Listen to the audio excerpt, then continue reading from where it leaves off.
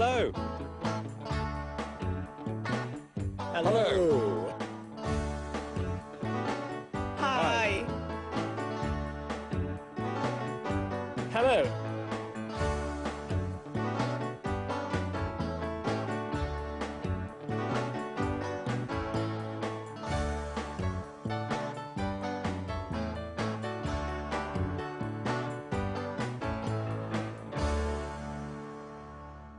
Hello, welcome to That's English. Hello. Humour is our topic today. We've been asking people this question. Do you know any jokes? But first, this is a pet shop. And this is a mosquito. OK, so here's a funny joke. One day a man goes into a pet shop and he walks up to the assistant and he says, "Excuse me, can I have a mosquito, please?" And the assistant says, "Oh, sorry, sir, we don't sell mosquitoes." And the man says, "Oh, well, I saw one in the window." Ho ho. Now for the next joke. Tony is staring, mirando fijamente. That's an important word in this next joke. Did you hear about the supermodel who was caught staring at a carton of orange juice? It said on it, "Concentrate." Concentrate. It means two different things. Concentrado, como el zumo de naranja, and concéntrate. So that joke was rather unkind to supermodels. Now this is an aspirin, and this is a paracetamol. Why are there no aspirins in the jungle? Because the paracetamol. Sorry?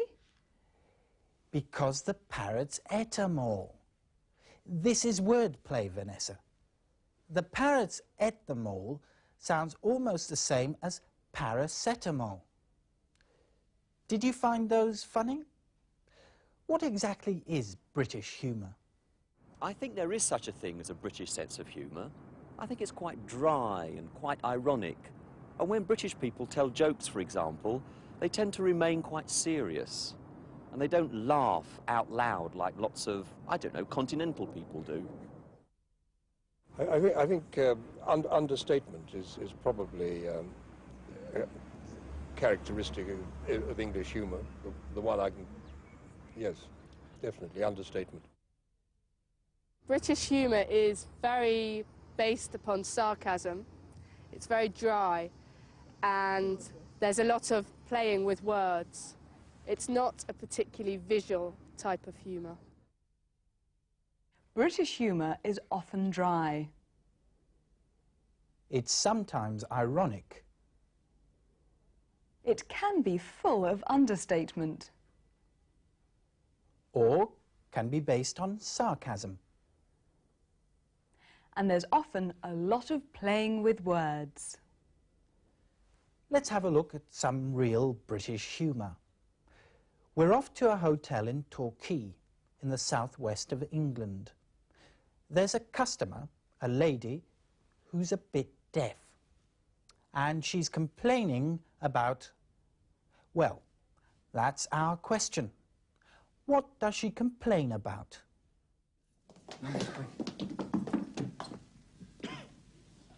Good morning, madam. Can I help you? Are you the manager? I am the owner, madam. What? I am the owner. I want to speak to the manager. I am the manager, too. What? I am the manager as well. Manager, geen manager. Oh, you're what? I'm the manager. What? I'm the manager. Yes, I know. You've just told me. What's the matter with you? Now, listen to me. I booked a room with a bath. When I book a room with a bath, I expect to get a bath. You've got a bath. I'm not paying £7.20 per night, plus VAT, for a room without a bath. Where is your bath? You call that a bath? It's not big enough to drown a mouse. It's disgraceful. I wish you were a mouse, I'm sure. And another thing. I asked for a room with a view. Deaf, mad, and blind. This is the view as far as I can remember, madam. Yes, this is it. When I pay for a view, I expect something more interesting than that. That is Torquay, madam. Well, it's not good enough. Well, may I ask what you were expecting to see out of a Torquay hotel bedroom window? Sydney Opera House, perhaps? The hanging gardens of Babylon? Herds of wildebeests sweeping majestically? Don't be silly. I expect to be able to see the sea. You can see the sea. It's over there between the land and the sky. What a terrible man. He's so sarcastic. Yes, but he's funny too. And our question. What was the woman complaining about? She complained because the bath was not big enough and because she couldn't see the sea from her room. And now it's time for the news. We're going back to the 1950s. What was happening in British comedy then?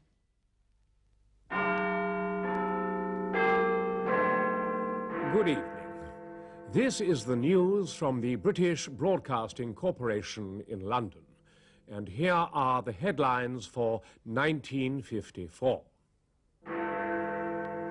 The future King of Great Britain, Prince Charles, has given his royal approval to a group of very silly British comedians. And Lucille Ball stars in the I Love Lucy show on television. But the main story tonight is the concern over the young Prince Charles. We are now going over live to our royal correspondent, Anna Pilkington, who is standing outside Buckingham Palace. Anna, what is the latest news from Buckingham Palace? Well, Trevor, I've been standing outside the gates of Buckingham Palace all day, and it's very exciting. Why? Well, it's awfully exciting to be outside the home of Her Majesty the Queen, isn't it? What about this story of Prince Charles and the goons? Well, Trevor, a spokesman for Her Majesty has just given me this statement. People at Buckingham Palace are concerned because the young prince has apparently been listening to a new radio show called The Goons.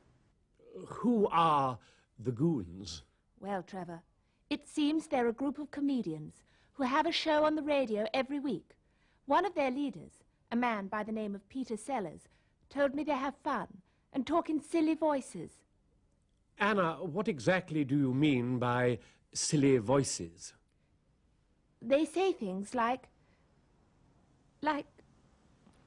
ying tong, tiddly-po. Really? But Anna, why are palace officials worried about the young Prince Charles? Well, it seems that the prince enjoys using silly voices from the Goon show, which some people say is worrying for the future of the country. Thank you, and we will bring you an update on that story in a minute. And finally, a young actress called Lucille Ball and her husband have produced a new show for television. It's called the I Love Lucy show. Some people are predicting that this program is going to be very popular and that it will probably still be shown on television stations around the world in 50 years' time. And now, back to the palace. Anna, are there any further developments? Ying tong, tiddly-po. Thank you. And that's all the news from the BBC in London. Good night. Ying tong, tiddly-po. That really is very silly. Yes, but the goons, who spoke like that, were a famous and popular group of British comedians in the 1950s. Now, when you're in Britain, or when you meet English-speaking people anywhere, they don't always understand what you say. No, it's important that you have communication strategies. Estrategias para comunicarte con éxito. For helping people to understand you. Yes, it's time for... Making yourself understood. Watch this hotel guest closely. He uses lots of different strategies to help the receptionist understand him. How many can you spot?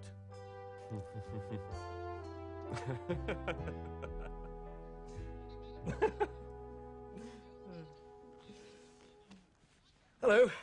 I'd like to book a room, please. I'd like to book a room.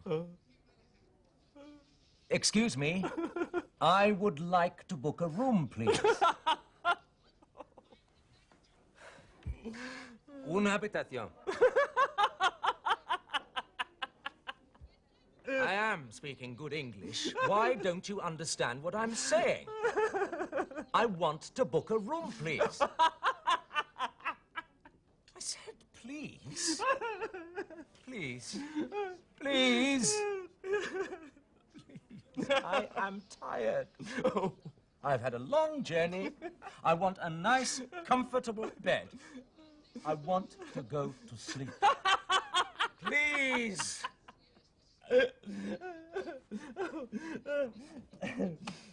Good evening, sir.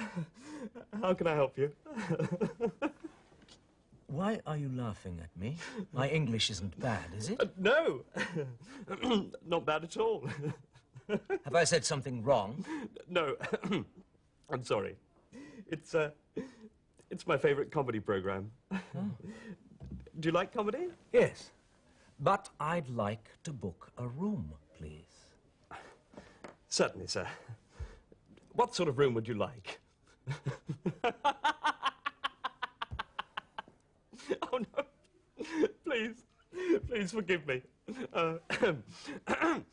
Now, the room. Right. I would like a single room, please. Right. With bath or shower? With a shower, please. Ah, I'm afraid we don't have a single room with shower free. Oh, but I do have a twin room and a double, both with showers. Would either of those be suitable? Well, how much are they? The twin room is £65 per night, and the double is £70. Oh, but as you really only want a single room, I can give you a single room rate for the twin. Fine. How much is that? It's £50, including full English breakfast. Are you staying more than one night? 3 nights, actually. Ah, well, if you're staying 3 nights, I can give you a special price. Oh, really? For 1 night, £50. For 3 nights, only £150. That's my special price for 3 nights.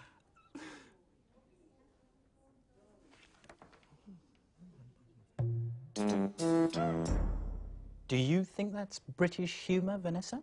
Yes, I think it probably is. Not very funny, is it? How about those communication strategies? Well, what's the first thing you do when someone doesn't understand? Hello. I'd like to book a room, please. I'd like to book a room. You repeat what you said, just a bit more clearly this time. Yes, repetition is the first strategy. And the second? Excuse me. I would like to book a room, please. Una habitación? Translation. Perhaps the person you're speaking to is not very good at English. And third, well, perhaps his English isn't very good and he doesn't understand the other languages you've tried. So what do you do then? I am tired. Oh, I've had a long journey. I want a nice, comfortable bed. I want to go to sleep. Please. You demonstrate what you mean. Demonstration. Those were the 3 strategies the hotel guest used. First, repetition, then translation, and finally, demonstration. We'll be looking at a whole range of different strategies in the next few weeks, and they're all going to help you communicate more effectively. But that's all we have time for now. See you next time. Bye for now.